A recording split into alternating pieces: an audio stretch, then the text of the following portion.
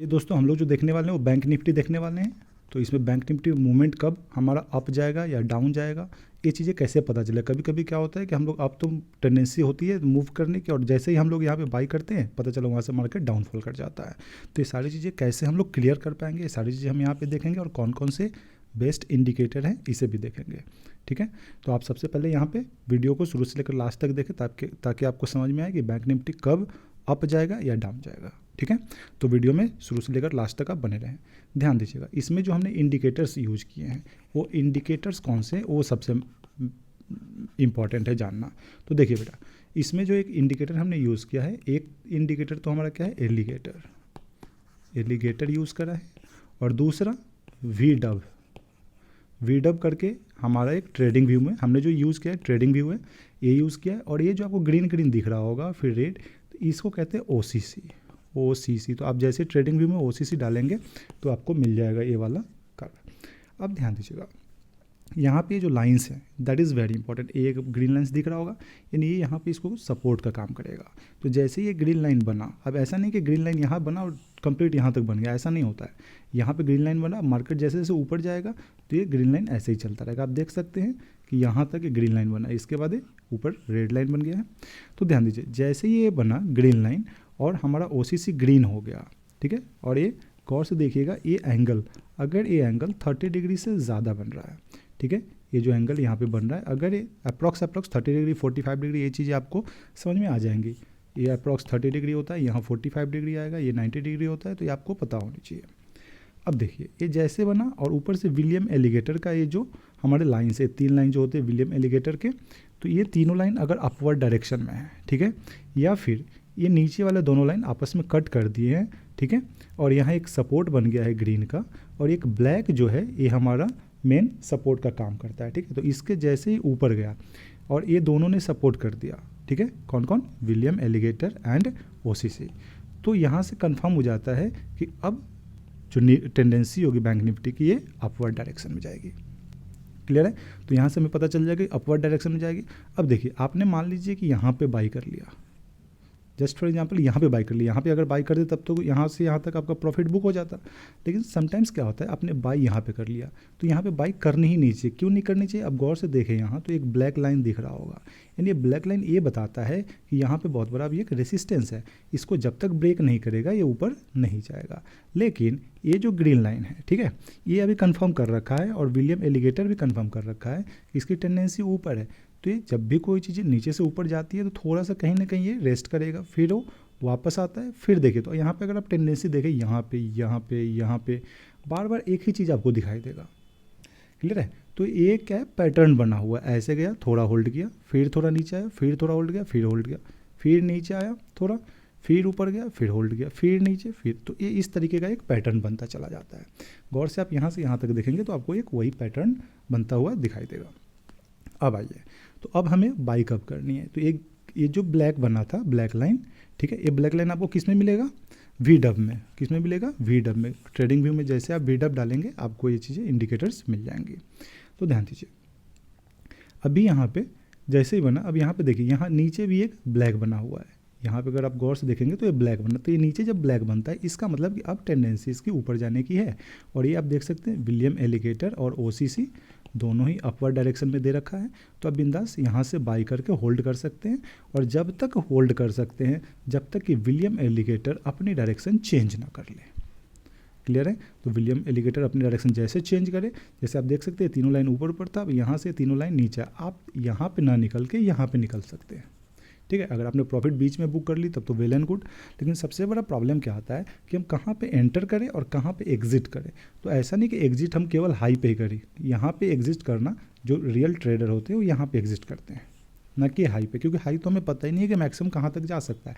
तो जैसे इसने अपनी डायरेक्शन चेंज करी, यानी यहाँ से जैसे ही फॉल आना चालू हुआ, ट्रेडर क्या होते हैं, यहाँ पे अपना सौदा काट लेते हैं।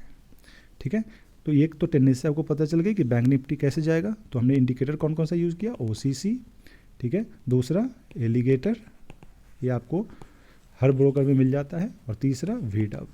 ठीक है, हम यहाँ पे 3 ही इसलिए यूज़ कर रहे हैं क्योंकि ट्रेडिंग व्यू फ्री में 3 ही इंडिकेटर्स को अलाउ करता है, ठीक है। तो बाकी इसके साथ RSI और स्टॉकिस्टिक्स, RSI कैसे ऐड करेंगे और उसके बेसिस पे कैसे हम कंफर्म करेंगे वो भी मैं आपको बताऊंगा। तो आप वीडियो में शुरू से लेकर लास्ट तक बने रहें। अब ध्यान दीजिए, अगर आपको पता चल गया कि अप जाने वाली है तो आप फ्यूचर खरीद सकते हैं, बाई करके यहाँ होल्ड करें जब तक ये इंडिकेटर आपका विलियम एलिगेटर डाउनवर्ड में ना आ जाए। एक तो ये हो गई। दूसरा, आप कॉल बाई कर सकते हैं। कॉल बाई करेंगे, केवल ऊपर जा रहा है तो आप गौर से देखें, ये 36,800 से 38,000 तक गया है, ठीक है। इसका मतलब क्या है, अगर आपने यहाँ पे कॉल बाई करके होल्ड कर लिया तो कॉल कम से कम यहाँ 1000 पॉइंट मूव कर जाएगा, नहीं तो 700 से 800 पॉइंट तो ईजिली मूव करेगा। क्लियर है?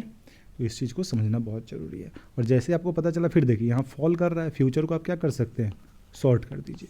तो फ्यूचर को शॉर्ट करेंगे फिर प्रॉफिट आएगा, ठीक है। तो एनी हाउ हम आप जाते हुए भी प्रॉफिट कर सकते हैं और जब मार्केट फॉल कर रहा है तब भी प्रॉफिट अर्न कर सकते हैं। अभी आप गौर से यहाँ पे देखें, यहाँ पे आपको एक ब्लैक लाइन दिखाई दे रहा होगा, दिखाई दिया। अब यहाँ से गौर से देखें तो ये क्या कर रहा है, यहाँ पहले तो आपका क्या बना, रेड नीचे आया, फिर इसके बाद जैसे ही ऊपर ग्रीन बनना चालू किया तो यहाँ पे एक कन्फर्मेशन हो गया कि ये ऊपर जा रहा होगा। अब देखिए, लेकिन विलियम एलिगेटर ने तो कंफर्म नहीं किया था ना, तो इसको कंफर्म करने के लिए हम लोग क्या करेंगे, स्टॉकिस्टिक्स पे चले जाएंगे, ठीक है। स्टॉकिस्टिक्स हमें बताएगा कि एक मार्केट किधर जाएगा, तो उसको कैसे समझेंगे उसको समझते हैं। तो ध्यान दीजिए, यहाँ पे ये तो मार्केट अप चल रहा था, ये चीज़ें आपको समझ में आ गई कैसे लेना था। हाँ, यहाँ पे उस चीज़ के लिए यहाँ पे अभी हम स्टॉकिस्टिक्स का यूज नहीं करते क्योंकि ये हमारा कंप्लीट ग्रीन लाइन चल रहा था, तो इससे हमें मतलब ही नहीं था ज़्यादा कुछ, ठीक है। अब आते हैं, जब यहाँ रेड बन गया तो अब स्टॉकिस्टिक्स कैसे बताएगा। तो देखो यहाँ पे आपका क्या आया था, ब्लैक लाइन आया था।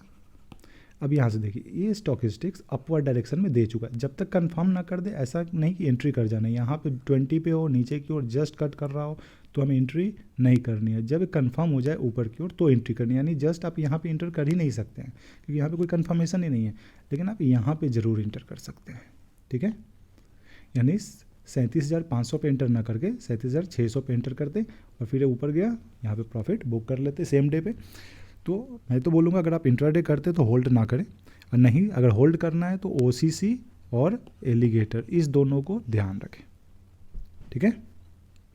चलिए नेक्स्ट इसको हम RSI से समझ लेते हैं। तो ध्यान दीजिए, RSI में हमने 3 लाइन ले रखा। देखिए ये जो लाइन आपको दिख रहा है, दिस लाइन इज़ 50 लाइन।